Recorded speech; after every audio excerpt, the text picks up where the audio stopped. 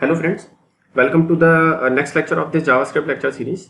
And in this lecture we are going to discuss our next topic, which is used for DOM manipulations, and that the method which we are going to study in this lecture is get elements by name. Okay, so as the name suggests, it is saying get elements by name. It means it returns all the elements from the documents by the specified name. Okay, and to understand this, we will have to take an example. So let us say our example starts with like if I say my body of the HTML document contains a form.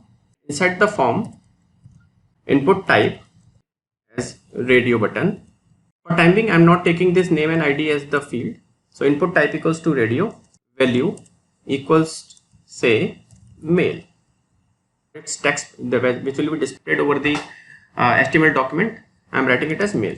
In the next line, I am copying that particular line in the next, and I'll say it as a female.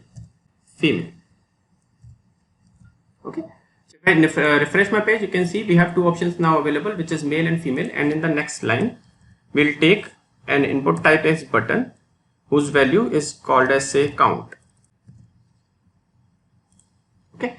So now we have two options, two radio buttons available, which is male, female, and count. And radio buttons properties like this, they are used generally for the one choice, for selecting the one choice among the multiple. But if we see here, we can select both the properties at a time. Okay, it means that these two elements are not bound to each other. So to make them in a group, what we'll need a name property, and if I give the property name as gender, and the same name I am assigning to the next radio button, which is name equals gender. Now if I refresh it, you can see at a particular time I can select only one property. That's why we need this name attribute inside the radio buttons. Okay, now what my function button is saying, count, means I want to perform certain action, that if I click this button, I want to count all the elements which are having the same name as gender. Okay, so for this I am calling a function on the on click. So I'll say on click and say my function name is myfn1. Okay, so to make that function work, I'll have to define that function, that is function myfn1. And inside that function, what I'll need to do, say I said where all counts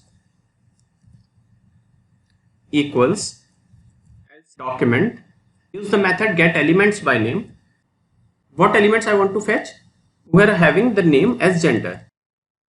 I do not need to fetch the value because I'm simply going to count these. So that's why I have not mentioned gender dot value here. Okay.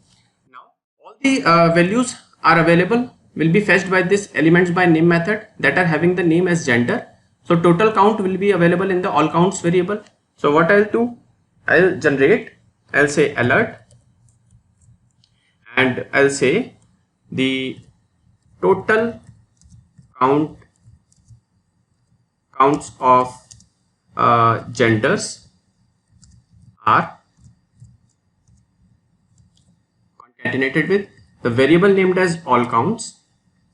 Okay, now if I print it, if I refresh my page and if I want to print it, you can see it is saying total count of genders are object node list. It is not fetching the value. What we have done, we have fetched the value of the gender variables here, gender names, and it has made it as an object. So we can see here, if I am hovering it over it, it is saying local var all counts, which is the node list of HTML element. So what I'll need to do, I'll need to fetch the length of this all counts. So I'll say all counts dot length to count the values. Now if I refresh my page and if I say count, you can see it is printing total count of genders are 2. Okay, so this is a method, this is the method which is named as get elements by name, and using this method we can fetch all the elements from our HTML document which are having the same element name. Same as in this example, we can see we have input type equal to radio, input type equal to radio. We have two radio buttons but with the same name. That is, they are having the same attribute name as the gender. So the count is available to us is 2. Okay. So this is it for now. In the next lecture, we'll discuss the next method which is available for DOM manipulations. And if you have any doubt in this method, you can ask in our comment section. And to support us, kindly subscribe our channel. Thank you so much.